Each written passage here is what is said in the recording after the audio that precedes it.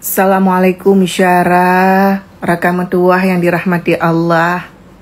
Kiban pelantikan uronyo sukses dengan suara 7,000 leher tu. Leher ribe 7 tu. Cuk bul dengan madeng batik ke.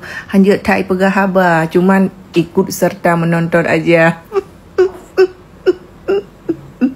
Niat tapi menyelung. Saran lu iganya hanya cocok je kedua ke anggota. Menyelung. Kukli belum je ke ketua DPRA. Bang.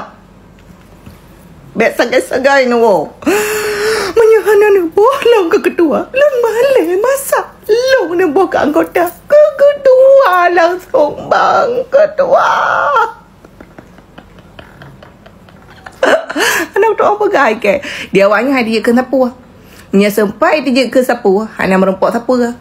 Maka je langsung Bunda Cayang. Tak cuk boleh dia kun.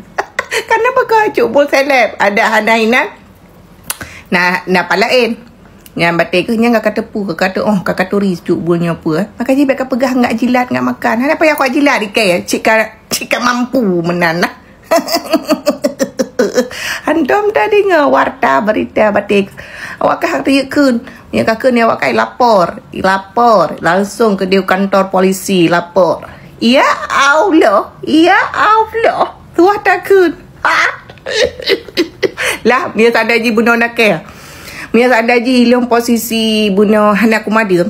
Kujak kena ku pekem. Yang mentang nak kau dekut. Man lah ke tengah madang batik. Kakaklah menan warta berita di manapun berada. Tek berat lecu nang rodanya lecu. Menyalu. Hang kutim ke anggota.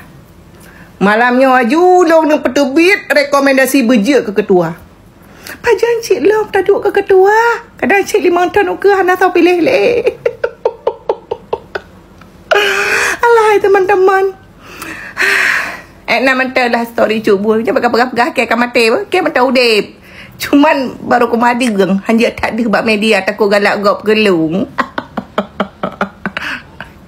Okey belah belit tak ke? Payah ke. Hanya letak ke.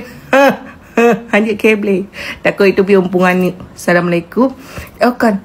Tersuat benang perut Kemenang batik. Kiban daerah awak kah info.